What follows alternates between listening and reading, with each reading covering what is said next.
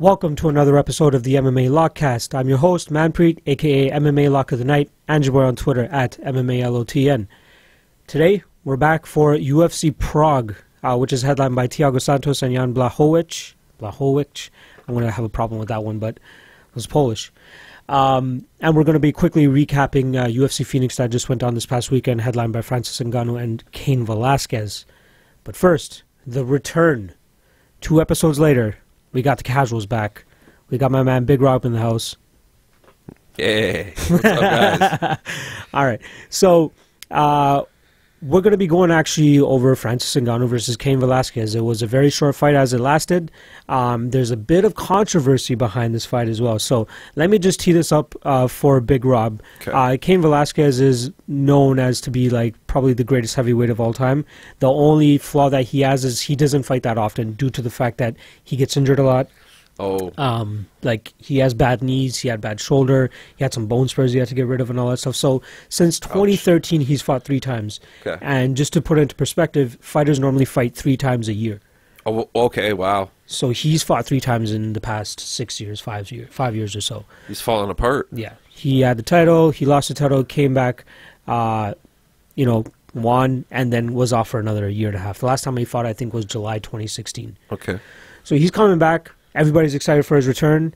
His first match back is somebody that you've seen before, Francis Ngannou. Okay. As soon as you see him on this video, you'll recognize him. Okay. Very devastating knockout, puncher, highlight reel monster. Like just murks people. Little punches will just put guys out. Okay. So there's a little bit of controversy with this finish. It was very quick, hence why I'm starting right from the beginning of the fight. Okay.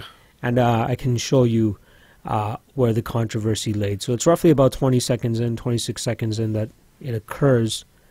But I'm sure you recognize the big African man. I've shown him the Alistair Overeem knockout in the past, where Ngannou pretty much decapitated him. Oof. But here we go. So this is where the controversy is. So the finish there, it's a just finish, right? Like it's just in terms of the referee coming in and stopping it at that point. He didn't look like he was moving. He looked like he was done.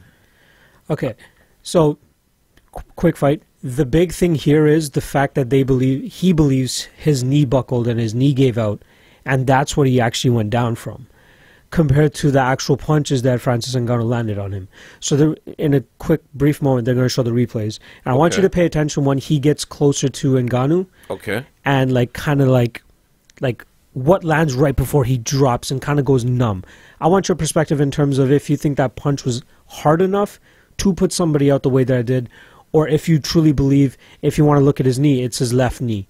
So they'll show the replay twice. So just look at this one coming right there. So the way he tumbled like that, you see him kind of grimacing though too. He fell before he got hit. You'll see this. There's a very small right uppercut. Nothing. Watch right there. Yeah. Yeah. No. His knee. You think it's his knee, for right? Sure. Interesting. It's very split. In my opinion, I see a very split online. He did get hit. He did get hit hard. So let me pull that back. Yeah. Let's see that again. So there's kind of 2 uppercuts that he throws. It's not the first one, but it's the second one. So just wait for him to get his back on the cage. So this one coming right now. If you look at Cain Velasquez's head, it kind of it vibrates. Like you see it hit flush. So just wait. Let's see that one more this time. Next one. Okay. Okay. Here it goes. Yeah. Yeah. Okay.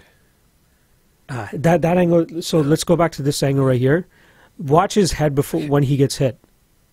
Here. No. It kind of bounces. No. Interesting. No. It looked like the energy from his leg caused a collapse, and you could see the ripple. You could see but maybe that's just my take. Let's see the knee. Yeah.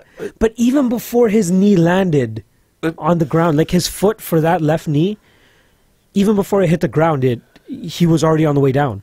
Like it's not like it hit the ground and then you see the knee. True. You don't really see the knee buckle, right?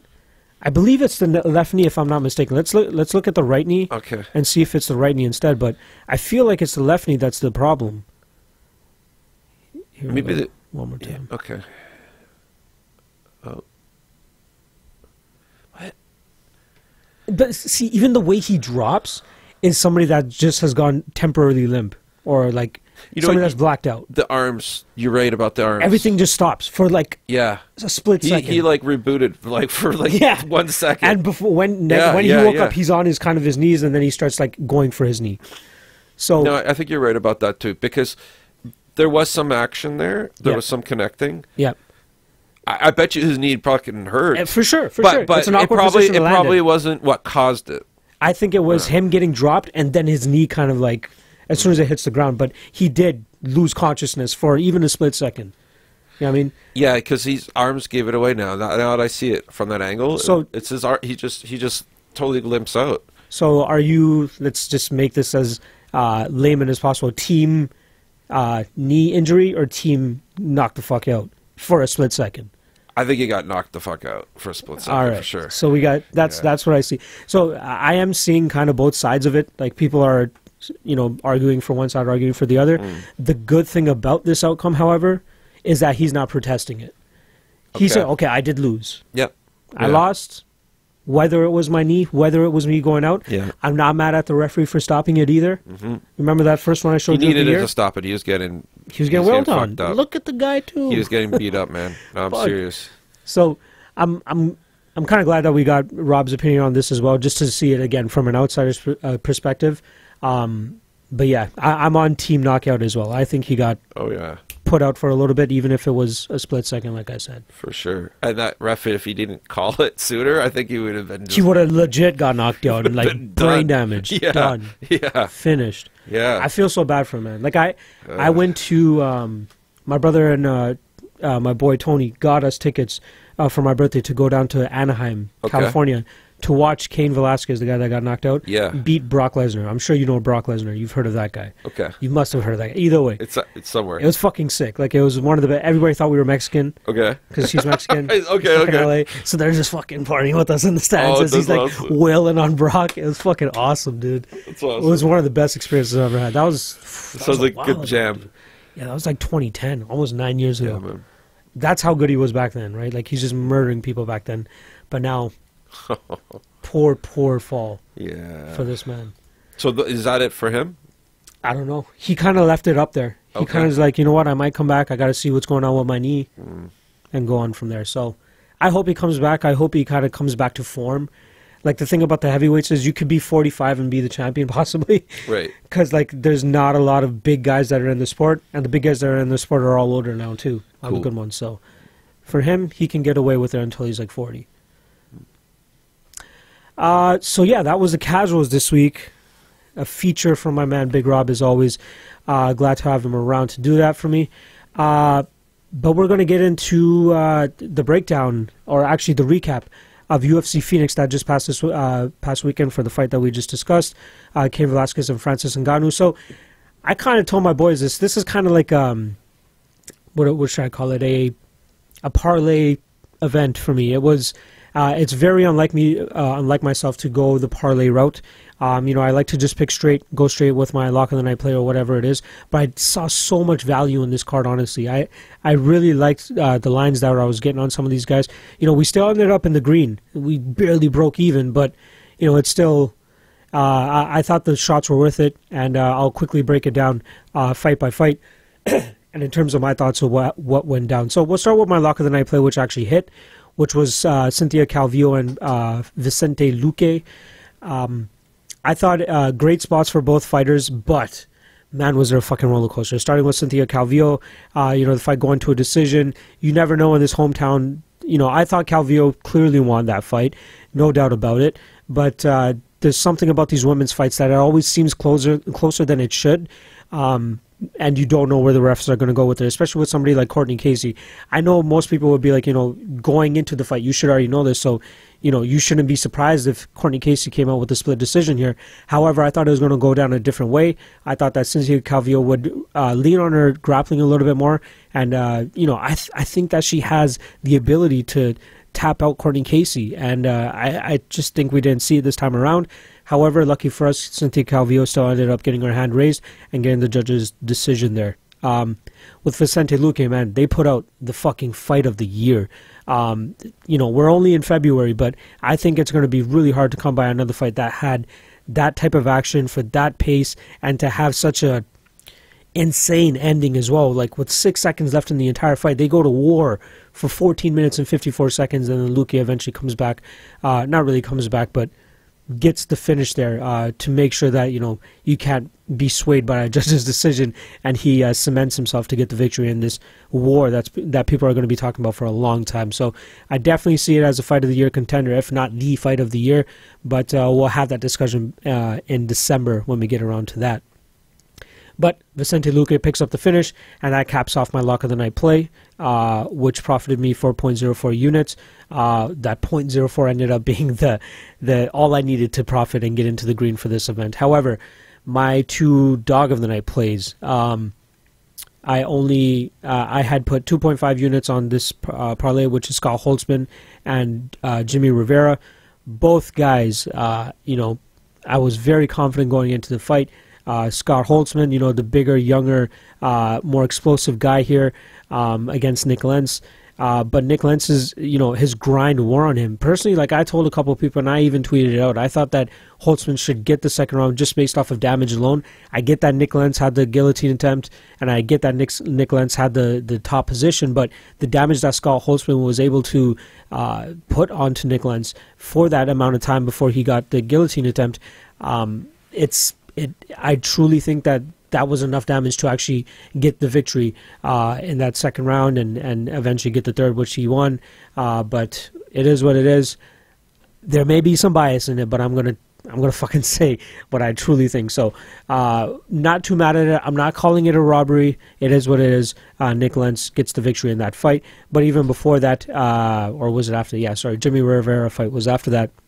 You know, Aljamain Sterling right off the bat came in and made it a weird fight for Jimmy Rivera. You know, I'm not gonna say Jimmy Rivera can say he was off all he wants, but it was the stylistic approach that Aljamain Sterling brought to this fight is the reason that I think that Aljamain Sterling ended up winning this fight.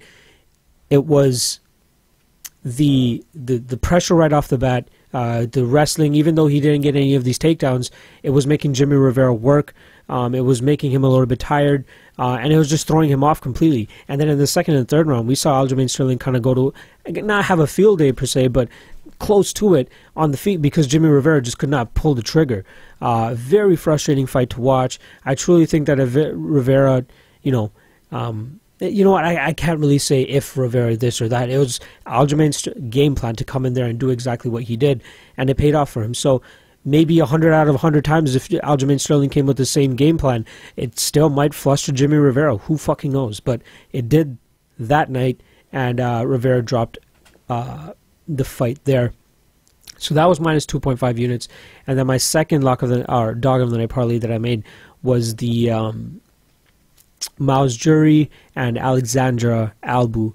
The Albu one, man, I did have a little bit of caution going into this one, but the odds were just ridiculously good in my opinion for the approaches and the styles that both of these women had. You know, I only went 1.5 units deep on that parlay. I knew it was a little bit more riskier, but I didn't think that Albu would go out like that. It was kind of an amateur move for her to just leave her neck that exposed while Emily Whitmore was anywhere near her back. So it is what it is. You know, Albu gets choked out in like a minute or so. That one was demoralizing. And then Maus Jury later in the night was the other half of this parlay. You know, busted regardless, but I still wanted to see him win. I wanted to see my perspective and my breakdown of this fight to come to fruition and actually happen. But it did not. Andre Fili broke Maus Jury's nose very early in that fight. And I think that it played a factor into his performance in the third round.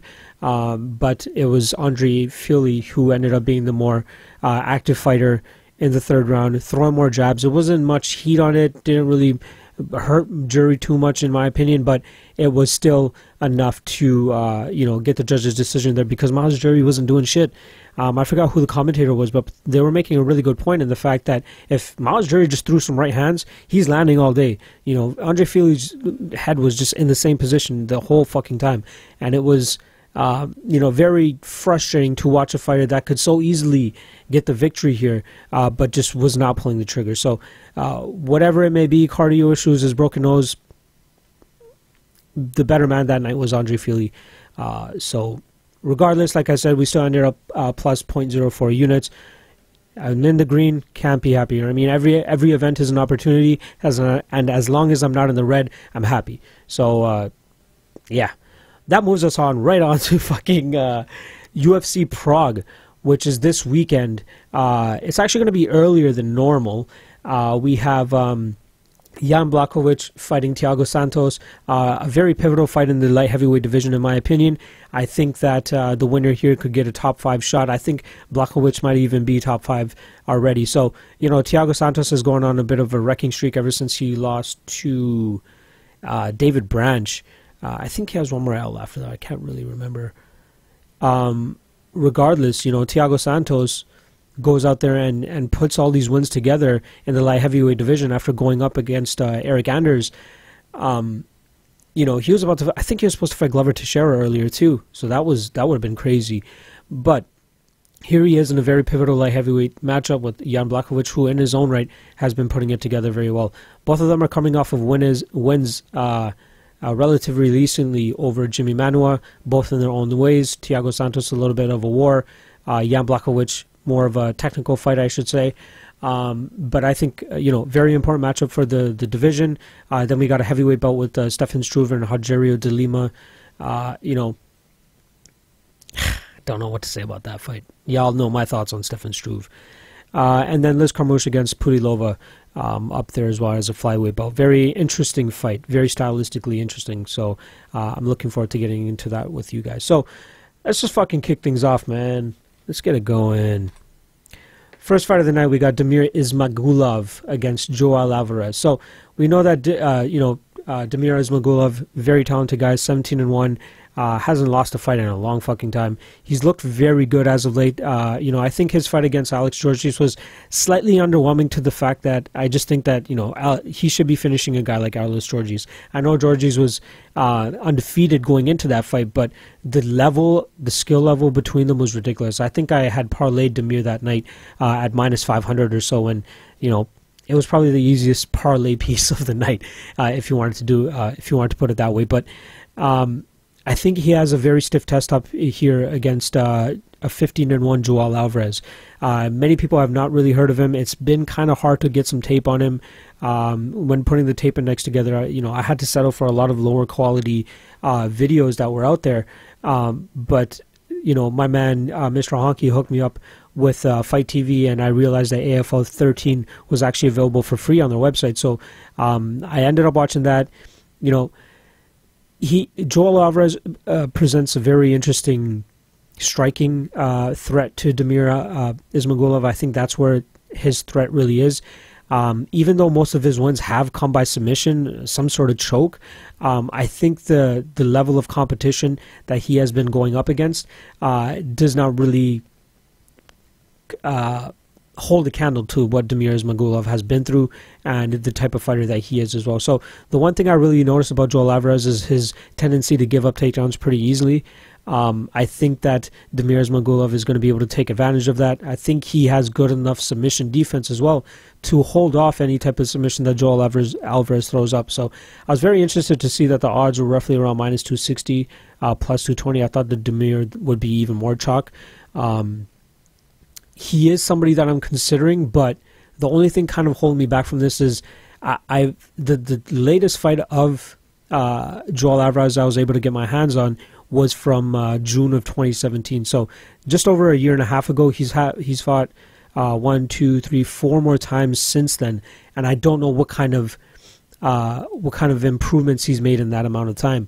You know, he's had a triangle choke victory, anaconda choke, triangle choke, and guillotine. That guillotine was in 26 seconds as well. So who knows how nasty this guy's jiu-jitsu game actually is? You know, what if it's like Brian Ortega level or something like that? So that kind of question mark for me would make me want to pass on this fight.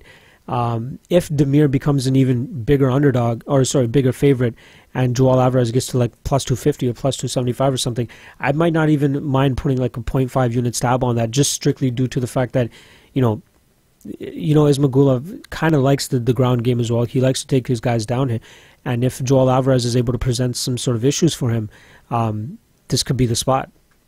So, strictly due to the lack of recent fights that are out there for Joel Alvarez, I would advise to pass on this fight.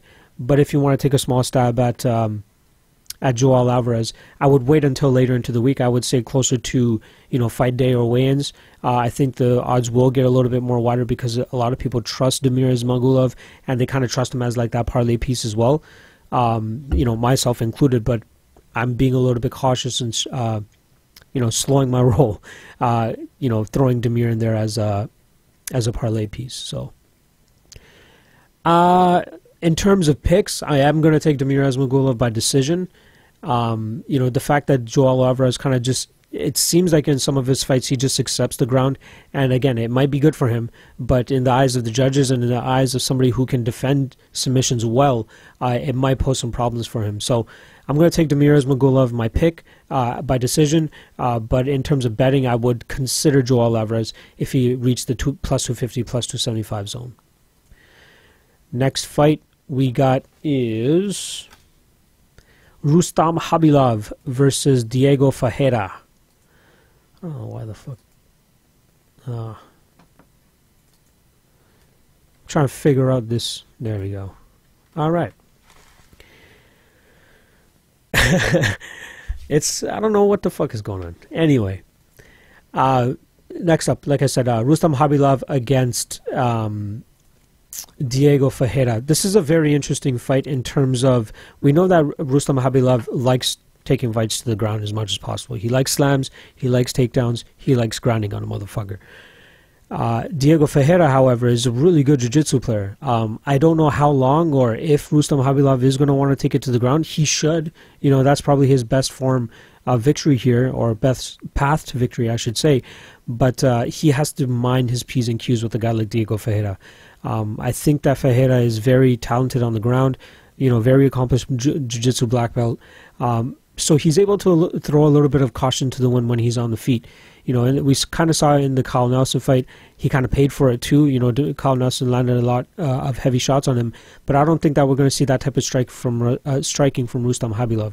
I would say that Kyle Nelson has slightly better, if not just a notch better striking than Rustam Khabilov. Obviously, he hasn't gone up against the competition of Rustam Khabilov in the past, but I think that Rustam, his bread and butter is that grappling, that wrestling. So his hands don't tend to be that good. We saw him kind of get outpointed by Cajun Johnson in a fight that he probably should have lost. I had Rustam Khabilov in that fight, but I didn't think that Cajun Johnson's style would give him that much of an issue. In this fight, though, I think that, I don't know, we might see a striking battle. But Diego Ferreira definitely throws some heat as well. So I don't know which way to go right now. I think the odds are relatively close as well. Let's see here. Minus 135 for Khabilov, plus 115 for Diego Ferreira. That Ferreira is somebody I definitely have on my radar to bet as a potential underdog. Just with the jiu-jitsu prowess that he brings, I think that, Cajun Johnson did a really good job of being able to get up off of the ground when he had gotten taken down.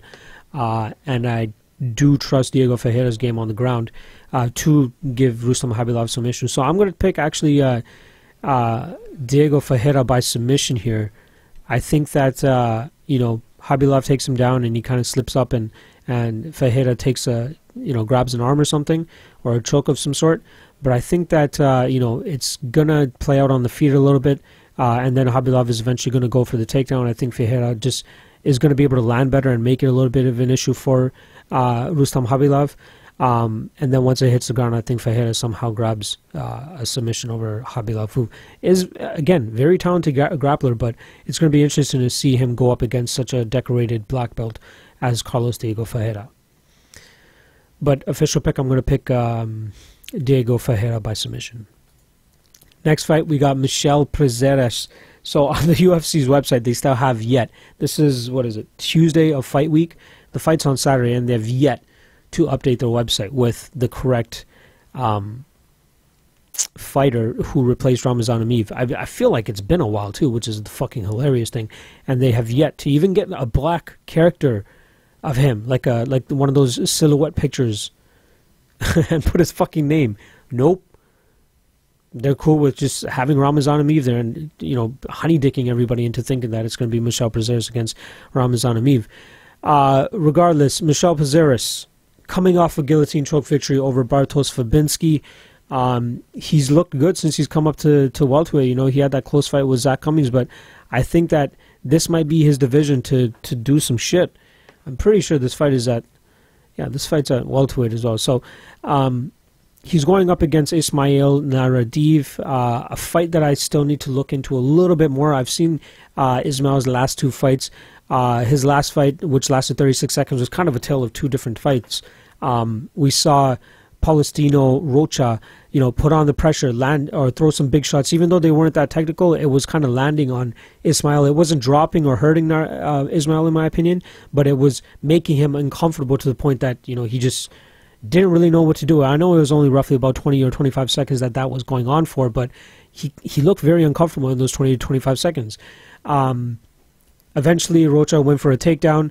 It got stuffed. He ended up on bottom. And then Ismail, you know, got up. And as Rocha was getting up, Ismail hit him with like a perfect punch, landed on the chin, and put Rocha out. So I think it was just kind of a brain fart on Rocha's part. That fight could have gone a completely different way if he had maybe kept it on the feet and maybe threw with a little bit more, you know, conviction. But, you know, Ismail comes out on top regardless. Then in the fight before that, you know, he seemed like a very patient fighter. The other guy, in my opinion, was winning a little bit. You know, just a lot of, they were very much in the striking range the entire fight until Ismail just throws a spinning wheel kick and lands and finishes it up with punches. One of the better knockouts that I've seen in a long time. I would highly suggest that you guys go to the tape index and check his fight with Georgi Valentinov. That KO was nice. But I need to do a little bit harder of a research. So we know what Michel Prazeres is going to present, that grinding grappling style. He kind of wants to, you know, throw heavy bombs and then eventually get a hold of you and just clinch and grind on you, and very much use his aggressive, you know, grappling style. I haven't seen enough, you know, other than that one takedown that he stuffed that didn't even look like the best either. And then again, you're getting a Michel Prazeres type of takedown. So I'm not sure what Ismail's ground takedown defense type is like, or how good he is with that. I'm going to have to dig in a little bit more. I wouldn't take my word on this fight yet. You know, just stay tuned on my Twitter page, MMA LOTN. I will obviously, you know, give you guys more of my feedback on this fight once I can dig a little bit deeper into it, because there might be a potential play here. I mean, whether it's Prazeres as a potential parlay piece, or even Ismail as a potential dog play as well. So the odds currently sit at -420 for Michel Prazeres and +335 for Ismail. So if I see something with Ismail that warrants a +335 odds, don't be surprised if you see a bet. But I'm not saying that I'm going to bet it. Let me do a little bit more research, and I'll get back to you guys on Twitter. But just based off of what I know and what I've seen, I'm going to take Michel Prazeres by decision. You know, nobody, if anybody, not a lot of guys have been able to stop the pressure that Michel Prazeres has been able to put on, I believe, his last 8 opponents as well. He's just been fucking ragdolling, dude. So, Michel Prazeres, decision. Next fight we got is Damir Hadzovic against Marco Polo Reyes. This is probably going to be fight of the night. The odds currently sit at -120 for Polo Reyes and +100 for Damir. I've seen Damir get up to roughly about +150 since the odds have dropped. I guess more money is coming in on Damir now, but this is going to be a very interesting fight. So I'm intrigued to see if Polo Reyes is going to be the one that's not the one, but if he decides to keep it on the feet, because we know he very much likes to keep it on the feet. That's kind of where his talent is, in my opinion. And Damir Hadzovic just throws fucking bombs. I bet against Damir when he fought Alan Patrick, just because stylistically I thought it was a very bad fight for him, which it turned out to be. And then he ends up beating Nick Warren, kind of like Nick Hein, in kind of just like a standout battle where he kind of outstruck him. It was a split decision win, but you know, I think it was a good fight for Damir. And I think he could actually get his next knockout in this fight, coming up with Polo Reyes. You know, Polo, another fight I kind of got to look a little bit more into, because I'm very much intrigued by a potential Damir Hadzovic bet, especially at plus money. You know, Polo Reyes likes the feet, likes standing on the feet, and likes striking. And I think that that's where Damir is actually going to thrive. I'm not sure how much Polo will want to, engage in the grappling. I'm not sure if his advantage is there, but I truly see this kind of being like a war. I truly see it being contested on the feet, and I think that somebody's going to go to sleep, and I truly believe it's Polo Reyes. I'm very impressed with Damir in terms of his aggression and his striking. And if it's two strikers going against each other, I'm going to go with the guy that's kind of been able to, keep his chin a little bit more intact than, say, Polo Reyes has been able to. Even though that finish to Mirbek Tysonov was pretty bad, Polo Reyes has gotten put out, plus been in some massive wars in the past. So I'm going to go by Damir Hadzovic by finish, but it's definitely something I'm going to look more into and a potential bet as well. Next fight, we got Veronica Macedo against Gillian Robertson. Gillian Robertson is kind of a girl that was very much hyped in her last fight. A lot of people were high on her. A lot of people were thinking that she was kind of going to be like the next, not star per se, but kind of wrecking force in that division. However, she ran into Mayra Buenos, I can't even say her name, Mayra Bueno Silva. She's running into her in her next fight, or did in her last fight, and got tapped out via armbar in the last 5 seconds of round 1. In a fight where she was able to get the fight to the ground as easily as she would have preferred it to get to the ground. Maybe she might need to work on her jiu-jitsu defense a little bit more, but I think that she still has a lot of potential. I know her record currently sits at 5-3, but I'm still kind of high on her. I think that this fight against Veronica Macedo is going to allow her to showcase her grappling talents once again. I don't think that Macedo is going to have much to offer off of her back, nor offer in terms of a takedown defense in terms of resistance. I see this kind of going a typical Gillian Robertson type of way. I think that she is going to be able to pull off a submission here. That's something that she's always looking for in her fights. Is she's always looking to get an arm, a neck. Most of her fights have gone to a finish as well, even if it's her getting finished. And Macedo has shown plenty of flaws, in my opinion. So one of the flaws I've seen with Macedo is her fight IQ. There's a point in time where she had Andrea Lee hurt. She had she even had her on a little bit of wobbly legs. She hit her with a high kick and then ended up throwing like 3 more of the same high kicks and not even trying. She was telegraphing every single one of them, and that's kind of concerning. You have a fighter hurt. Why continue to go to the same weapon that they're going to start to expect after the second or third one? And clearly, I always find that when you're throwing a barrage of strikes like that, more than likely that first one that you threw is the heaviest one. So if that one isn't able to put her out, just fucking spamming one move is not the way to go. Eventually, after throwing like the third or fourth head kick, Lee was able to clinch up and regain her wits, and then she ended up taking over the rest of that round. But there's just been so many times where, her takedown defense has just been not there. I think that Gillian Robertson is going to be able to get this fight to the ground pretty easily, and I think that she's going to be able to control it from there. How good has her submission defense gotten? But is that something that we're going to have to even worry about with Veronica Macedo? So she's had a heel hook finish. She's won by punches in one of her fights. I don't know. I don't know if this is the fight that Veronica Macedo is finally going to get a win in the UFC. I truly think that Gillian Robertson is just going to grind her out. The odds currently sit at -135 for Gillian Robertson, +115 for Veronica Macedo. So I could definitely see a potential bet for Gillian Robertson here for myself. I want to dig a little deeper. I just, I am convinced with what I see, but you always want to do that extra work just in case. But I'm definitely going to pick Gillian Robertson by submission here. Next fight up, we got Daniel Teymur against Chris Fishgold. So Fishgold made his UFC debut against Calvin Kattar, where he got finished with like a weird punch. He had some success early on. He very good grappler. We know the type of guy that Chris Fishgold is. If you've seen even one of his fights, you know that he's always fishing for that takedown and then hunting for submissions. He has a boatload of chokes on his record. Choke submission wins, I'm saying, not choke performances. And, I think he just unfortunately got caught with that punch by Calvin Kattar. In this fight against Daniel Teymur, I think it's one of the, in his more recent fights, it's one of the first fights where Chris Gold is actually fighting a guy roughly his size or his height, if not shorter than him, due to the fact that both guys are, 5'4" or 5'5", fighting at 155. So that's kind of on the, 145, kind of on the shorter end of that division. But I think that Chris Fishgold is going to have the size advantage here. I think that if he's able to endure the first onslaught by Daniel Teymur, which I think is Teymur's game plan in this fight, I think that he's going to try to catch Chris Fishgold on the way in.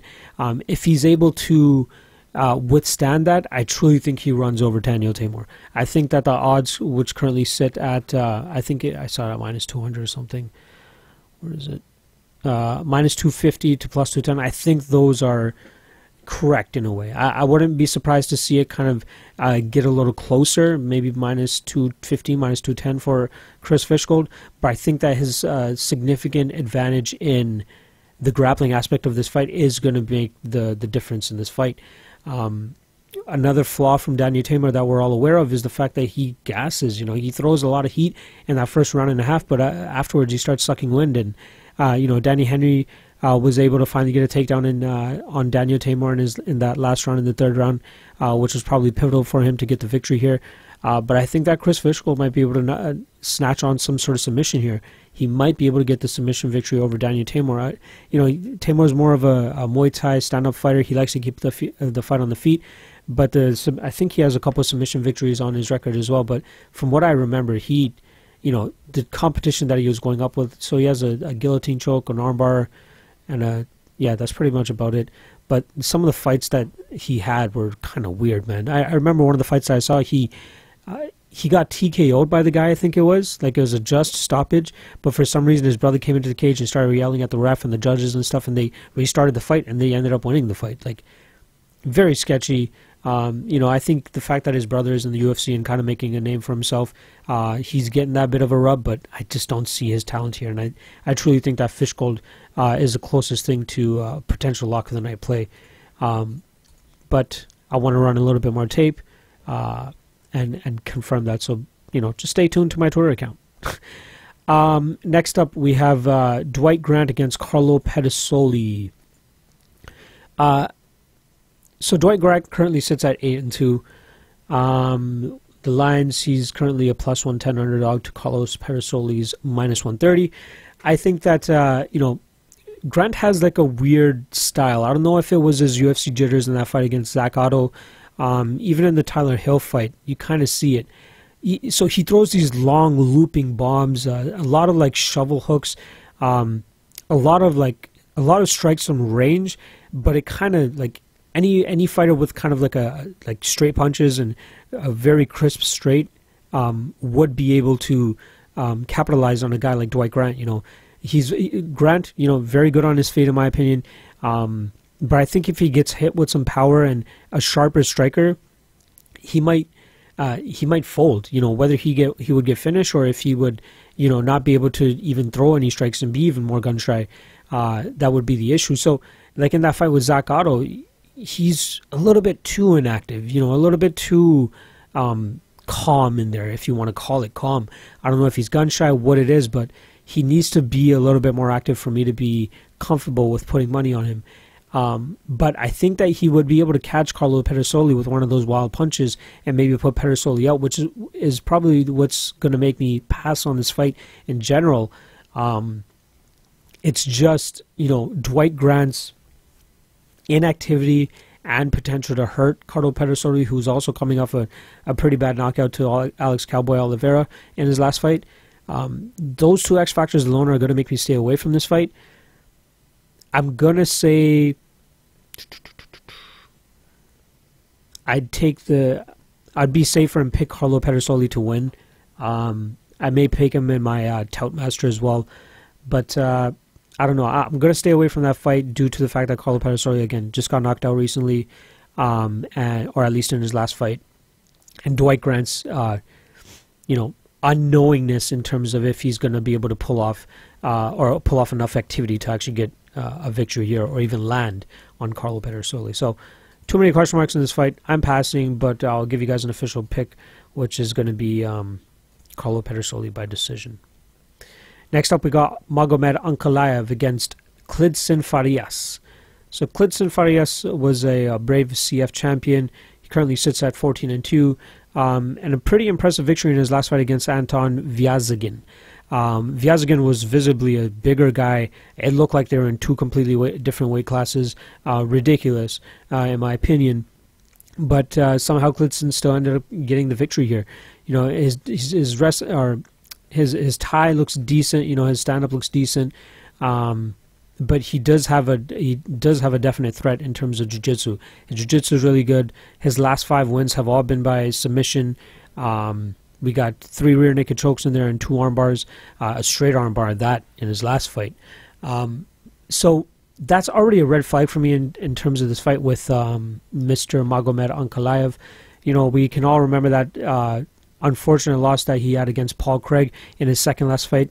You know, pretty much winning the entire fight and then somehow finds himself in a submission and gets tapped out with like a second left or something like that. I don't even remember what it was, but whenever I see somebody with a really good jiu-jitsu game, it kind of makes me skeptical with Magomed. I think that Magomed has the advantage on the feet here. I think that he would be able to have a little bit of a field day on the feet against Farias, but somehow, some way, it might end up on the ground, and I'm not confident that Ankalaev is going to be able to fend off those submissions. So I'm going to need to see Ankalaev put into those positions again, see how he deals with that with his submission defense before I would be able to be comfortable putting money on him again. You know, I put money on him against Marcin Prachnio because Prachnio did not you know, present any type of submission threat. So I was not worried about that at all in that fight. But in this fight, I'm definitely worried about it. So I'm going to have to end up passing on Magomed Ankalaev.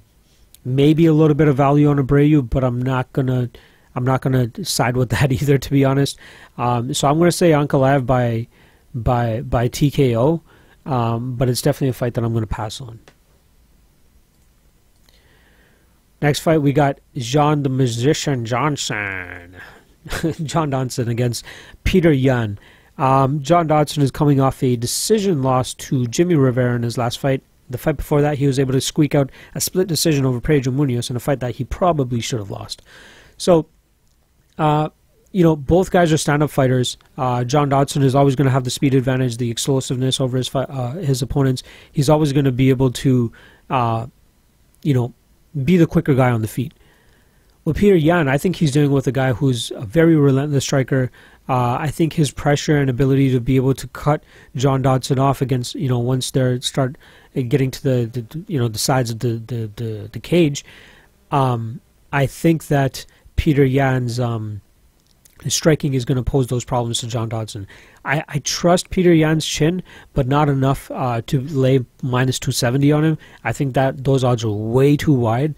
There is absolutely a possibility that John Dodson will be able to land on Petr Yan.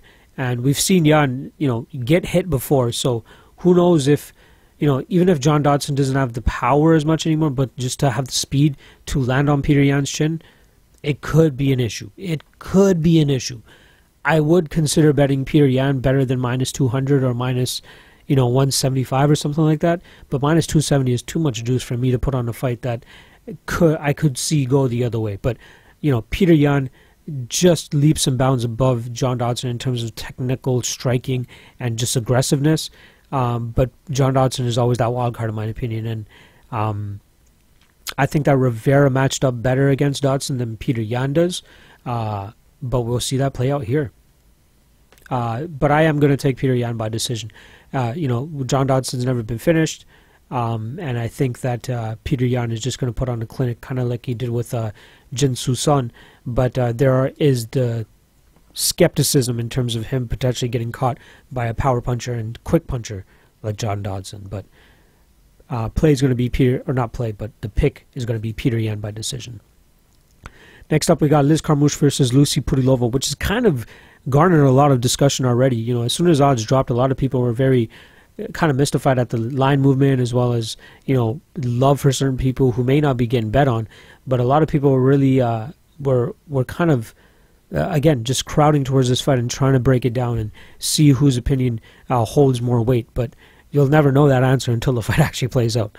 The worst part about breaking down these fights and giving out predictions is the fights that end within like 30 seconds where you don't get to see anything play out. Like Henry Cejudo and TJ Dillashaw, you don't really get to see that fight play out, unless you're picking like Francis Ngannou and expect him to knock the guy out in the first minute.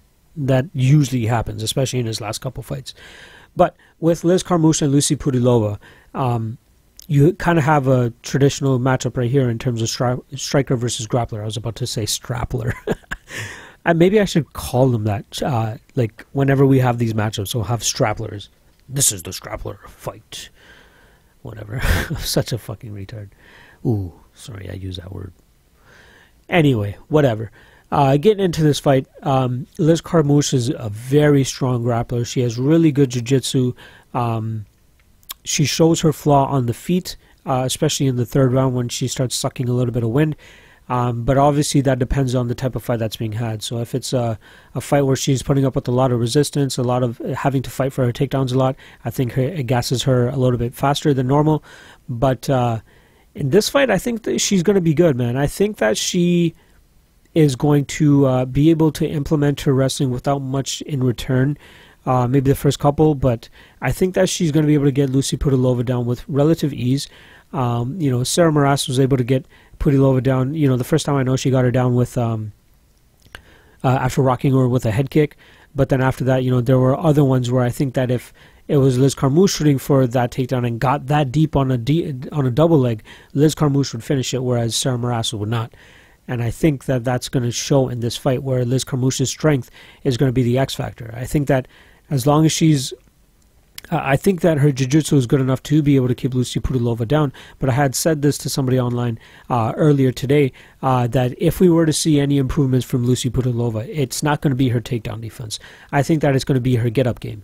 I think that if she's able to, work on that and, kind of accept the fact that she's going to get taken down, but if she's able to get back up within 15 or 20 seconds, it could gas Liz Carmouche a little bit more too. If Liz Carmouche is going to have to go for relentless takedowns, it's going to gas her too. And that's where Lucie Pudilova can kind of take over and, implement her striking, very aggressive style. But I think that she's always going to be open for the takedown, and that's what the X factor is going to be, the strength and the fact that Liz Carmouche will get Lucie Pudilova down at least once around, maybe twice around, depending on if Pudilova is going to be able to get it back up. Pudilova is very lucky that I think the referee was Eric Montano or some shit like that. I can't remember the guy's name, something Montano. He stood up Sarah Moras when I believe that Sarah Moras was being active enough on top to not warrant any type of stand-up. Pudilova was kind of gifted that stand-up, and then from there she kind of took over the fight. She pounded on Moras for like the last minute of that round, and then just took over for the rest of the fight. So, I'm going to take Liz Carmouche here. I think that just her grappling is just going to be too good. I wouldn't be surprised to see Liz Carmouche potentially get a submission here as well. So I'm going to take Carmouche by, let's say submission. Let's say second round submission. I think she gets a tap here, maybe a rear naked choke over Lucie Pudilova. Next fight, we got Gian Villante, one of the main men that I love to fade because he is so dog shit garbage, against Michel Oleksiejczuk. I think I got that one right. So, Oleksiejczuk is coming off a victory over Khalil Roundtree in his last fight, and then he popped for some steroids. That is definitely a little bit of a concern. We never know how guys are going to look when they come back from, getting busted for something. We've seen guys come back and look great. We've seen guys come back and look like dog shit. If Michel Oleksiejczuk is able to even look like a half of how he looked against Khalil Roundtree, I think that he beats Gian Villante here. Gian Villante is probably one of the most uncoachable fighters. He's so frustrating to deal with, and I feel bad for his corner whenever his corner is in there. I think it's Keith Trimble, or I can't remember the guy's name, but he always looks so fucking frustrated whenever he's in Gian's corner, especially when he's just yelling and Villante's just not fucking listening. With that said, Gian Villante is a little bit of a warrior. He likes slugfest. I think that he might be able to suck Michel into one of those slugfests, but I think that Michel might actually, be a little bit smart enough to, get his shots in there but not take as many. He did seem a little bit small for the division. Like he doesn't, he's not very muscular, nor is he that big, but he seems kind of, again, he may even be able to get away with being a middleweight. I'm not 100% sure. I got to get another look at him when he fights this weekend. But so Gian might actually have the strength and size advantage there. But the one thing that was also concerning about Oleksiejczuk's performance against Khalil Roundtree was the fact that he wasn't able to finish him. Khalil was sucking when midway through that first round. He was throwing heat, and he was already pretty much flat-footed and sucking when heavy, whereas Michel was kind of just in and out, getting his points, landing leg kicks, doing a good job of landing enough to get the decision victory here. But that's kind of, a bit of a red flag for me. So maybe with Gian Villante, he might not be able to get away with that because Villante, I believe, has a little bit better cardio than Khalil Roundtree. So it doesn't really warrant a minus 190 bet for myself.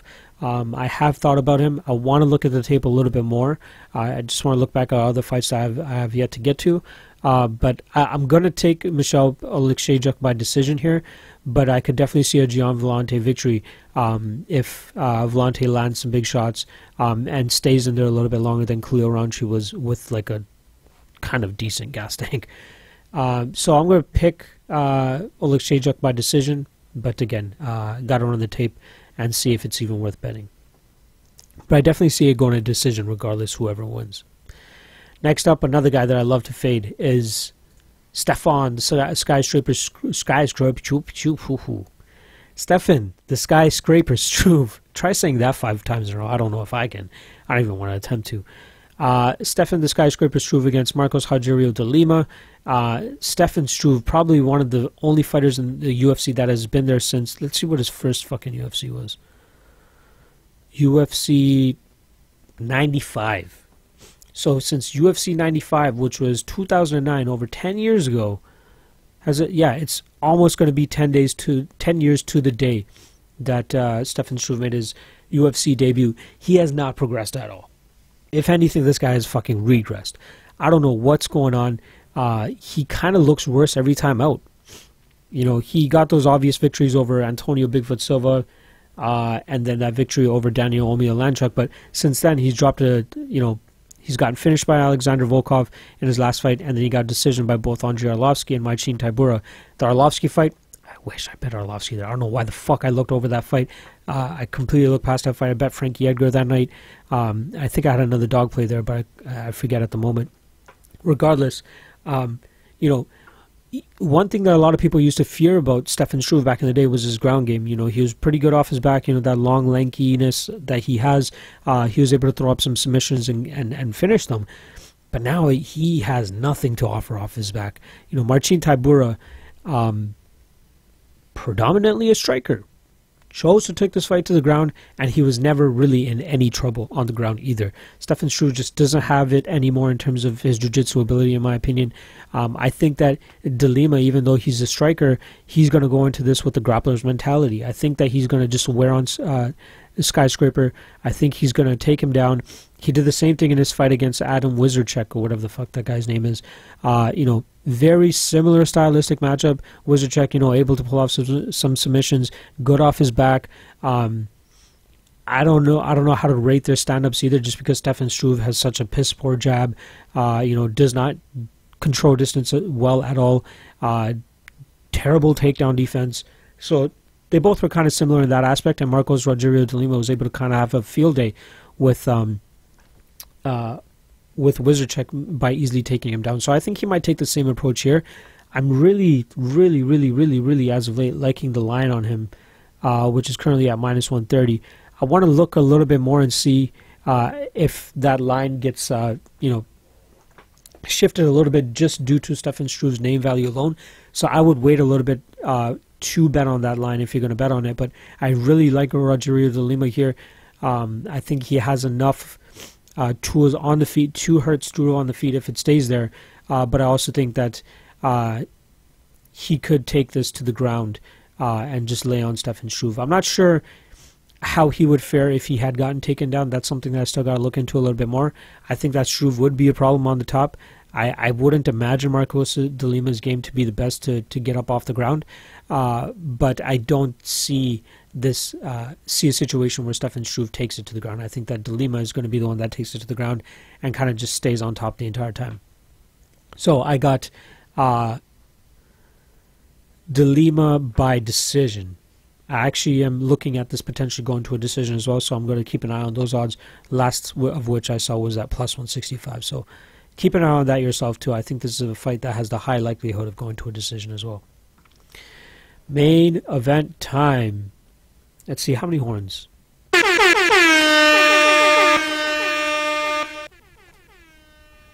Alright, you guys can barely hear that second one, but I'm going to give this 2 horns. For those of you who have been watching before, it's a 1 to 5 horn scale. So this fight, I'm kind of excited for it strictly because it's very pivotal in the light heavyweight division, like I said right off the top.